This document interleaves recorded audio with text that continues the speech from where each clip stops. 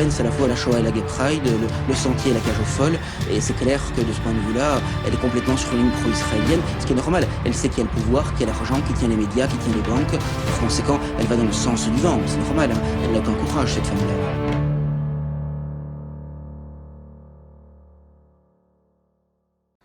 Bonsoir Jérôme. Bonsoir Vincent. Donc ça fait en effet 2 ans, je crois qu'on n'avait plus fait d'entretien ensemble. En effet, la dernière datait, je crois, du mois d'août 2015, quand j'avais eu la joie de venir en famille te voir dans la région de Londres. Très bien. Alors ce soir, nous allons parler de l'évolution du Front National.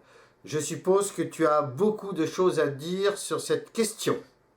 Ce n'est pas la première fois que nous abordons la question du Front National, puisqu'on a eu le plaisir de faire plusieurs vidéos ensemble ces dernières années sur ce sujet, qui est un rebondissement en quelque sorte, qui est un feuilleton, et je crois que là on arrive à un niveau tout à fait intéressant, parce que toutes les analyses que toi-même avais faites, que j'avais faites depuis des années sur le Front National, sur l'imposture et l'inanité de la stratégie de dédiabolisation, on voit et de normalisation idéologique en quelque manière, on voit très bien que c'est un échec total, un échec électoral, un échec financier et surtout un échec et une trahison politique. Et à un point tel d'ailleurs que finalement maintenant, Marine Le Pen a dit elle-même qu'à l'issue du congrès de Lille, qui doit avoir lieu les 10 et 11 mars 2018, eh bien, on en finirait avec 45 ans de Front National pour créer un nouveau parti. C'est-à-dire qu'après avoir détruit les fondamentaux du mouvement, la ligne historique, l'ADN du mouvement, en avoir éliminé des cadres historiques jusqu'au président fondateur, qui se trouve être son propre père, en 2015, eh bien maintenant, c'est la logique des choses, on se débarrasse carrément du Front National lui-même, de son nom, de son logo, de ses statuts, de sa présidence d'honneur, bien sûr, et c'est quelque chose qui est quand même, je crois, quelque chose de tout à fait important, parce que le Front National est avec le Parti Socialiste et le Parti Communiste, l'un des seuls 3 mouvements politiques qui avaient passé le 21e siècle, en quelque sorte. Bah, je parle le parti jouant la carte électorale. Alors, tu dis que Marine Le Pen a détruit l'ADN du Front National. Or, elle s'en défend, elle dit toujours le contraire, qu'elle n'a rien renié des fondamentaux. Ça n'est pas si simple que ça, parce qu'en même temps, elle dit bien qu'il s'agit d'une stratégie de dédiabolisation, de normalisation, qu'il faut rompre avec le passé, et elle n'aurait pas été conduite à exclure son propre père, à exclure ou à pousser vers la sortie un certain nombre de cadres et de militants historiques, s'il n'y avait pas un changement fondamental de la ligne politique, qu'on peut décliner, je l'avais déjà décliné dans une série d'articles, de vidéos, on pourrait le refaire, mais il aborde... Il concerne tous les sujets, que ce soit la question de l'immigration, puisque maintenant il est question d'accepter un seuil positif de l'immigration, c'est-à-dire que sachant qu'il y a environ 180 000 Français, pour l'essentiel, qui quittent le territoire national pour aller à l'étranger, qu'il y a environ 200 000 ou un peu plus immigrés légaux officiels qui viennent en France, si on a un seuil positif de 10 000, comme dans le programme du Front National, ça veut dire qu'au fond, rien ou quasiment rien ne serait changé à la question de l'immigration. C'est vrai sur la question de la famille et de la vie, puisqu'elle est tout à fait favorable à l'avortement, et y compris à l'avortement libre, hein, sans aucune réserve, qu'il s'agisse évidemment de ce qu'on appelle aujourd'hui les droits des homosexuels, qu'il s'agisse de la théorie du genre, sur laquelle il n'y a absolument aucun combat, alors que c'est pourtant un sujet essentiel du Front National contre, pourtant il y a beaucoup de choses intelligentes et importantes à dire dessus, qu'il s'agisse de la question de la baisse de la pression fiscale, qui a été pendant des décennies au cœur du programme du Front National. Je pense notamment à l'initiative du professeur Jean-Claude Martinez, la suppression graduelle de l'impôt de revenu, des droits de succession, ligne directe, de la taxe professionnelle. Bon, tout ça a été absolument abandonné, et on pourrait donc décliner tous les sujets. Et le seul sujet sur lequel ils étaient restés à peu près fermes jusqu'à présent, sous l'influence de Philippot, on y reviendra, c'est-à-dire c'était la sortie de l'euro de l'Union européenne, voilà maintenant qu'elle est en train d'abandonner ça en race campagne. Et d'ailleurs, la crise avec Philippot, c'est en partie ça, c'est pas seulement ça, mais c'est en partie ça. C'est une façon de changer l'un des éléments qui étaient quand même des éléments essentiels du programme du Front National, qui était la sortie de l'Union européenne et de l'euro, parce qu'il est évident qu'on ne peut pas résoudre aucun des problèmes fondamentaux de la France, on ne peut pas maîtriser aucun problème si on n'a pas la maîtrise de ses lois, de ses frontières, de son budget, ce que ne permet pas l'Union européenne. Bon, pas plus non plus que la maîtrise de l'immigration, d'ailleurs. Bon, on le voit avec la Hongrie et la Slovaquie qui ont été condamnés par la Cour de justice de l'Union européenne à Luxembourg pour avoir refusé une politique de quotas des migrants. Par conséquent, c'est une imposture de dire dire qu'on est contre l'immigration si on reste dans le cadre de l'Union européenne. Bon, et c'est vrai pour tous les domaines. Bon,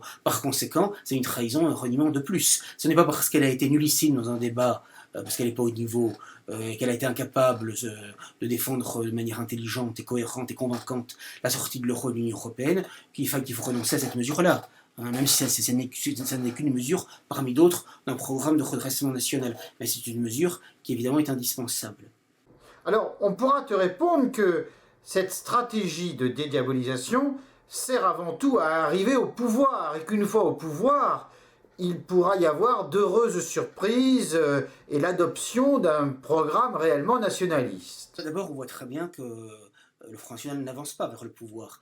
Car s'il est vrai que de 2011 à 2017, il y a eu, pardon, de 2011 à 2015 plus précisément, il y a eu un progrès électoral moins dû d'ailleurs, il faut être honnête, aux qualités de Marine Le Pen ou des dirigeants du Front National qu'à l'évolution de l'actualité. D'ailleurs, le Front National a toujours beaucoup plus progressé grâce à l'actualité. En quelque sorte, c'était plus l'actualité qui avait du talent que ses propres dirigeants. Il est évident que les gens, se rendant compte des dangers de l'immigration massive, du délitement du pays, de la hausse de la pression fiscale, de l'échec des différents partis dits de gouvernement, des problèmes tant en France qu'à l'étranger, avec le djihadisme, etc., l'insécurité galopante, la criminalité, bref, bon, bah, évidemment, ça ne peut que favoriser un mouvement à la fonction protestataire et tribunicienne, comme le Front National, qui avait dit en plus un certain nombre de vérités à l'avance, et plus d'ailleurs Le Pen père que sa fille, il faut bien l'avouer. Bon, voilà. Donc ça lui a profité pendant quelques années, parce qu'elle a eu en quelque sorte la chance d'avoir des événements et une conjoncture qui lui souriait. Bon. Mais là, dans le cadre d'une longue campagne présidentielle, eh bien, je dirais que la bulle a éclaté.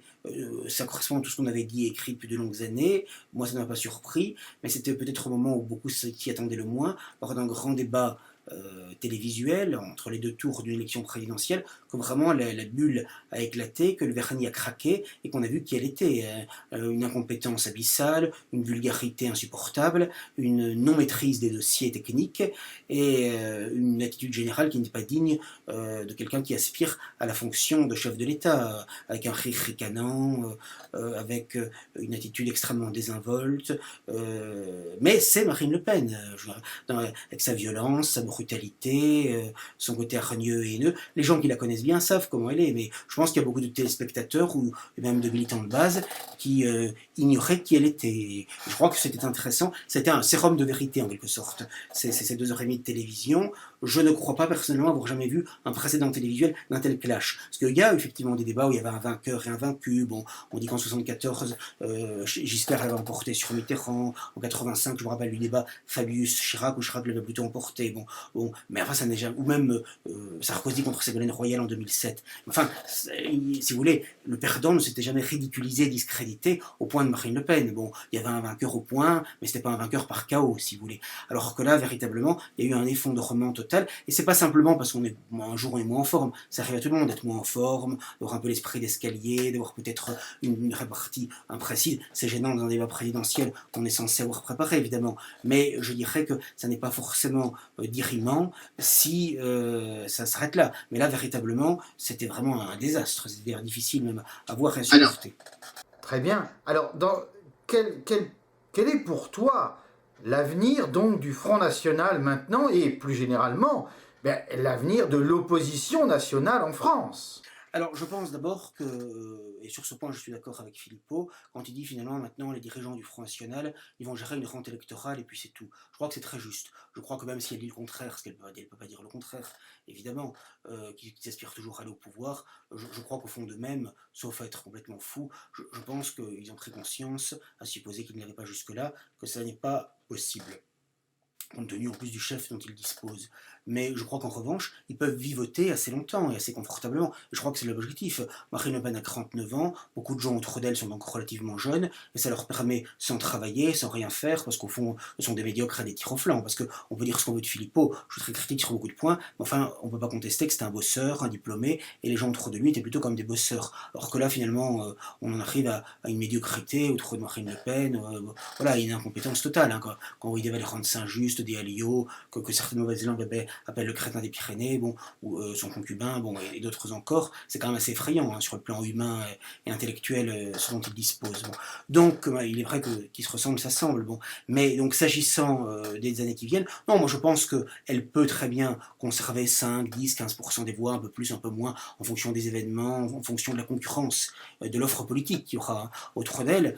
Mais donc, je ne pense pas que, si vous voulez, qu'elle soit finie totalement au point, si vous voulez, de disparaître de la scène politique, parce qu'elle s'appelle Le Pen. Quand bien même tiendrait-elle un discours immigrationniste, elle ferait quand même des voix, parce qu'elle s'appelle Le Pen. Rien qu'en naissant, sans rien faire, ça lui met des voix et donc de l'argent pour elle, hein, c'est évident. Je veux dire. Bon. Donc si, elle peut, mais je crois quand même que quelque chose s'est cassé. Et moi j'ai vu, même autour de moi, beaucoup de gens qui, à mon avis, très naïvement, avaient beaucoup d'espoir en elle, de sympathie, voire d'admiration en elle, preuve qu'ils ne la connaissaient pas. Bon, eh bien, maintenant on commence à se rendre compte, quoi. Je veux dire, le débat c'est très net, et d'une manière générale, quelqu'un doit rassembler autour de lui, bon, doit unifier. Or, finalement, elle ne fait que exclure, que purger, qu'épurer. Elle l'a toujours fait, hein. Elle le faisait déjà en 98, poursuivant les maigretistes dans les coursives du paquebot, en jouant le rôle de pouce au crime. Bon, elle a toujours fait que cela. Elle joue un rôle très négatif auprès de son père pendant des années. Je crois d'ailleurs personnellement que son père, finalement, la connaissait mal. Je pense que c'est une erreur de croire que les parents connaissent toujours bien leurs enfants. Ça peut paraître étonnant, mais les parents, combien de fois, moi j'ai vu des parents s'illusionner sur leurs enfants, considérant à tort que c'était les plus beaux, les plus intelligents, les plus merveilleux du monde, et quand je voyais les enfants en question, je me disais qu'il y avait un problème. Bon. Donc je crois que c'est très difficile, c'est très douloureux. Dans les familles, souvent il n'y a pas la distance affective. Quand vous voyez quelqu'un qui est étranger, qui est extérieur, vous pouvez avoir une certaine objectivité. Quand il s'agit de sa famille, de ses enfants, c'est plus compliqué. C'est possible, c'est souhaitable, il faut y arriver, mais c'est plus compliqué, parce que ça demande beaucoup d'objectivité, une distance affective, une relative neutralité qu'il est difficile d'avoir pour des gens qu'on aime ou dont on est très proche. Voilà. Mais alors, dans ce cas-là, au-delà du Front National, penses-tu qu'il y a un avenir pour une opposition nationale qui renaîtrait tel le phénix de ses cendres? Est-ce qu'il y a un parti qui va pouvoir supplanter le Front National et reprendre le flambeau? Vous savez, parfois, on m'accuse souvent d'être trop pessimiste, mais moi je crois que notre seule arme, c'est la vérité. Je crois qu'il faut toujours dire la vérité aux gens, quelle qu'elle soit, même quand elle est douloureuse. Moi je dis franchement les choses telles qu'elles sont aujourd'hui. Je ne sais pas de quoi demain ou après-demain les choses seront faites. Qui peut le dire, sinon Dieu seul? Mais ce dont je suis sûr, c'est qu'actuellement, les conditions ne me paraissent pas réunies pour véritablement une renaissance de l'opposition nationale en France, pour des raisons diverses d'ailleurs, qu'on peut rapidement énumérer. La première, me semble-t-il, c'est que de toute façon, aujourd'hui vous n'existez pas si vous n'avez pas d'accès aux médias. Or, ne sont invités dans les médias que des gens qui sont conformes, ou en tout cas qui ne sont pas trop opposés à la doxa. Il est évident que tu ne seras jamais invité, non plus que Frisson, non plus que moi-même, à la télévision française, ou à une quelconque autre télévision mondiale. C'est évident, bon, parce qu'on y tiendrait un discours qui serait trop éloigné de ce que les gens peuvent entendre sur un certain nombre de sujets. Voilà. Bon, donc je pense qu'un leader nationaliste qui aura une certaine pureté d'engagement, une certaine authenticité, une certaine radicalité, je pense ne pourrait pas être interroger la télévision, parce que, ou alors on le fait comme ils l'ont fait pour le banquet de Rivarol, on va essayer de faire quelques séquences en essayant de présenter des images de gens, ou en sélectionnant des morceaux de phrases pour essayer de nous faire passer pour des fous, des extrémistes, ce qui est très facile hein, en manipulant les images comme l'avait fait Canal+. Bon, mais nous faire parler de manière honnête dans une télévision en direct, ça c'est inimaginable. Voilà. Donc je pense que de toute façon, si Marine Le Pen a été choisie à une époque où elle n'était rien, en 2002 encore, alors qu'on ne voyait quasiment jamais Gollnisch à l'époque par exemple, eh bien je pense que ça n'est pas un hasard, c'est évident. Et donc de ce point de vue-là, dans la mesure où ce sont les médias qui décident et ceux qui dirigent les médias, je pense qu'il n'y a pas d'espoir de ce point de vue-là. Deuxièmement, c'est un petit peu lié, si vous ne passez pas dans les médias, vous n'avez aucune chance de pouvoir convaincre des gens et donc d'avoir des financements. Hein. Et les financements publics, ça implique de faire un nombre de voix suffisamment important aux élections. Et donc là encore, vous ne pouvez quasiment pas partir de rien aujourd'hui. Un mouvement qui ne partirait de rien, sans aucun soutien financier, médiatique, bancaire, industriel ou étranger important, ne peut pas réussir aujourd'hui compte tenu des lois en France, compte tenu du système politique et médiatique. Ça n'est pas possible.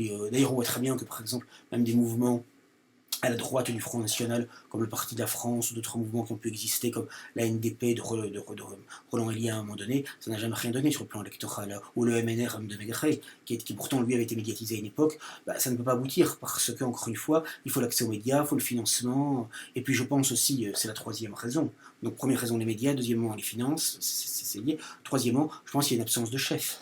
Je pense qu'il n'y a pas de chef incontesté ou évident de la droite nationale ou nationaliste en France aujourd'hui. Et j'ai souvent l'occasion de dire et d'écrire qu'un chef ne se décrète pas, il se sécrète. Et que je ne suis pas sûr que la société, aussi décomposée, atomisée qu'elle est aujourd'hui, est de nature, hélas, à produire des chefs. Il faut bien comprendre que les chefs fascistes, par exemple, ils sont quand même nés dans les tranchées de 14-18. Hein. C'était quand même pas rien. Ils ont connu des choses absolument épouvantables, mais très formatrices pour l'âme, pour l'esprit, pour la volonté d'une société qui est encore très organisée et très hiérarchisée, très verticale, et dans laquelle pouvaient justement naître des gens... Oui, il y avait un terreau, quoi. Il y avait un terreau. Il y avait un terreau, voilà, de valeur. Je crois qu'aujourd'hui, ça ne me paraît pas, même quand je vois, je ne veux citer personne, hein, mais même dans nos milieux et tout ça, etc., je ne trouve pas de manière générale que le milieu soit globalement moins décadent ou moins affligeant dans l'ensemble. Hein. Il y a bien sûr des personnalités tout à fait remarquables, mais individuelles. Mais dans l'ensemble, bon, ce qui est un peu normal d'ailleurs, parce qu'on est tous pollués et influencés par le monde dans lequel nous vivons, mais je ne considère pas qu'on soit véritablement exempt de la décadence et de la médiocrité actuelle dans l'ensemble. Par conséquent, je pense que c'est très très difficile au niveau des chefs. Voilà, donc il y a le problème des chefs. Et puis il y a une quatrième raison, c'est que encore faudrait-il être sûr que la population telle qu'elle est aujourd'hui soit de nature à vouloir des solutions énergiques de rétablissement de l'ordre. Car j'entends bien que les gens sont sans doute un peu gênés par l'excès d'immigration, l'excès d'insécurité, surtout quand ils en sont touchés personnellement, soit eux, soit leurs proches. Mais je ne suis pas sûr pour autant qu'il soit favorable à un retour, même partiel, à une société qu'on appelle de manière péjorative, d'ordre moral, par exemple, parce que mai 68 est passé par là, parce qu'ils sont dans l'idée, ils sont quand même imprégnés de 200 ans de démocratisme, de républicanisme, d'individualisme, d'hédonisme, et par conséquent, je ne suis pas sûr que aussi grave que soit la situation aujourd'hui, je ne suis pas sûr qu'il y aura une majorité de gens actuellement favorables à un retour à un régime autoritaire, par exemple.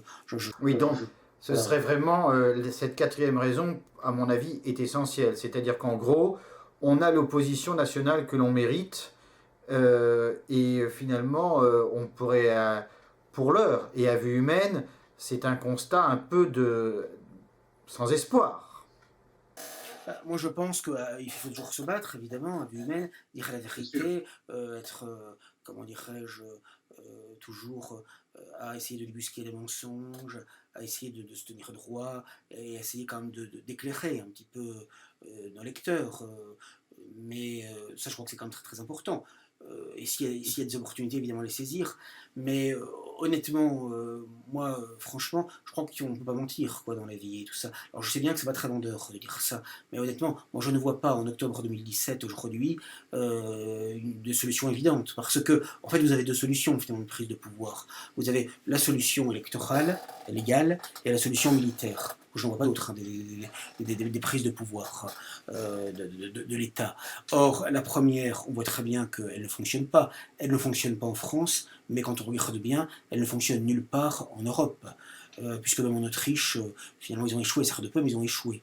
Et donc, comme disait Maurras, la République gouverne mal, mais se défend bien. Donc même quand on fait des concessions très importantes, arriver à obtenir 50% des voix, on l'a vu même à l'échelle d'un département, le Front National départemental de 2015 n'a eu aucun département, pas même le Vaucluse, où il était pourtant puissant, et en 2015 également, en décembre 2015, malgré le Bataclan, malgré les attentats sanglants qu'il y a eu en France, il n'a décroché aucune région, pas même la PACA, pas même le Nord-Pas-de-Calais, Picardie. Par conséquent, on voit très bien que il y a une barrière. Moi, je me rappelle très bien, et de ce point de vue-là, ça n'a pas tellement changé les choses en 30 ans. Il y a toujours eu un gros problème pour le Front National du scrutin majoritaire uninominal à deux tours. Et même à une échelle locale, d'une circonscription législative, d'un canton, d'une commune, c'était toujours très très difficile. C'est pourquoi d'ailleurs, il n'y a eu que quelques municipalités, quelques conseillers généraux qu'en général il n'a d'ailleurs pas conservé, très rarement des députés au scrutin majoritaire, qui souvent d'ailleurs n'ont pas été réélus ou ont quitté le mouvement. Les maires, il y en a gardé très peu également, parce que c'est très très difficile. Puis en plus, quand vous êtes maire, par définition, la fonction de maire, ça implique quand même d'avoir un certain consensus vis-à-vis de toute la population, de toutes ces dimensions politiques, générationnelles, socio-professionnelles, ethniques, etc. Forcément, si vous voulez être réélu, et bien tout le monde. c'est peu compatible, me semble-t-il, avec un parti d'opposition radicale, où forcément vous devez être un peu quand même dans ce qui est clivant, comme on dit aujourd'hui. Voilà. Donc je pense que c'est un problème véritable. Bon, c'est tout le piège démocratique. Hein. Il suffit de relire tous les auteurs antilibéraux, Monsieur de la Suisse, tout ça il explique très bien. Hein. Bon, de ce point de vue, il n'y a rien de nouveau, si vous voulez. Mais je dirais que, par exemple, à la différence, par exemple, de ce qui s'est passé pendant l'entre-deux-guerres, par exemple notamment avec le national-socialisme, bon, la situation était quand même très très différente. Vous n'aviez pas le rôle quand même de désinformation des télévisions, comme on l'a aujourd'hui. Vous aviez une crise économique qui était quand même beaucoup plus forte, et donc vous aviez quand même des moyens d'accession au pouvoir qui étaient quand même autres. Et puis je pense aussi que la société était quand même malgré tout même si elle était déjà décadente, elle était quand même beaucoup plus saine qu'elle ne l'est aujourd'hui. Je pense que tout a changé quand même en près d'un siècle, et par ailleurs, encore une fois, Adolf Hitler est arrivé au pouvoir certes de manière illégale, mais pas directement par les urnes. C'est Hindenburg qui l'appelait. Aux élections de 1932, il avait prévu les voix, on voit en pourcentage. Donc je veux dire, quand on dit que c'est par les urnes, ce serait quand même précisé, c'est un peu plus compliqué que ça. Bon, et c'est pas le cas évidemment de Mussolini, bon, c'est évidemment pas le cas de Franco. Par conséquent, voilà. Bon. Mais de toute façon, donc, pour en revenir, la solution légale des urnes, on voit très bien que ça ne fonctionne pas. Et la solution militaire, bon, en France, l'armée a une tradition légaliste. Hein, on le sait depuis la Troisième République, hein, ça a toujours été comme ça. Bon, c'est depuis le début de la Troisième République que certains espèrent un soulèvement militaire qui n'a jamais eu lieu. Rappelez-vous le Marat, ce coup de force est possible. Bon, il y a eu la cagoule, etc., qui a essayé de faire quelque chose, mais enfin, on voit très bien que l'armée, regardez le général Picmal, bon, il était à une manifestation, tout de suite, il s'est excusé, dès qu'il a été un petit peu malmené, voilà, il est complètement revenu en arrière, etc. On a aussi les généraux qu'on mérite. Bon. Et donc, voilà, même le putsch de 61, etc., bon, ils n'ont pas été au bout, enfin, ils ont quand même eu un certain courage de le faire, quand ils n'ont pas été au bout. Mais bon, même un putsch de 61, comme 61, à mon avis, c'est plus possible aujourd'hui. Hein, ça n'a pas été très loin, d'ailleurs De Gaulle se moquait d'eux, etc., en parlant de Carteron sur le retour, etc. Bon, mais cela dit, ils avaient quand même au moins fait quelque chose, quoi, même si ça n'a pas été au bout. Tandis que là, il n'y aura même pas ça, quoi, je veux dire, aujourd'hui, c'est encore pire. Parce que les choses sont dégradées considérablement en un demi-siècle, quoi. Et donc, non, moi j'avoue que je suis très très pessimiste sur tous les plans, c'est évident. Cela dit, bon, l'aspect positif, c'est qu'il y a quand même des gens qui réfléchissent, il y a quand même des jeunes et des moins jeunes qui sont lucides, etc. Et je crois que c'est ça qui est très important. Et ces gens-là, moi je pense qu'il faut essayer de les éclairer, de les former. Mais moi je me refuse. Je crois que le problème de la droite en France, j'ai eu l'occasion de l'écrire dans un éditorial récent, c'est qu'elle a eu souvent tort, même si c'est confortable et que ça se comprend psychologiquement et humainement, elle a eu souvent tort de croire au mythe de l'homme providentiel. Si bien que pendant des décennies, des générations, on a vu des millions de Français patriotes et catholiques, tout à fait sincères, tout à fait droits, etc., votant pour De Gaulle, puis pour Chirac, et maintenant pour certains, pour Sarkozy, pour Marine Le Pen, mais qui finalement étaient tout à fait sincères dans leurs convictions, croyaient aider au redressement de la France, croyaient lutter contre la décadence pour un certain nombre de principes, en tout cas de valeurs, à défaut de principes. Bon, et puis finalement, ils n'ont mis en scène et ils n'ont fait du vrai que des imposteurs. Quoi, N'est-ce pas finalement la théorie de ce qu'on appelle le moindre mal? Je crois que la démocratie n'est pas un moindre mal. Je crois que, comme disait Maurras, c'est le mal et même le mal absolu, quoi. Le mal et la mort.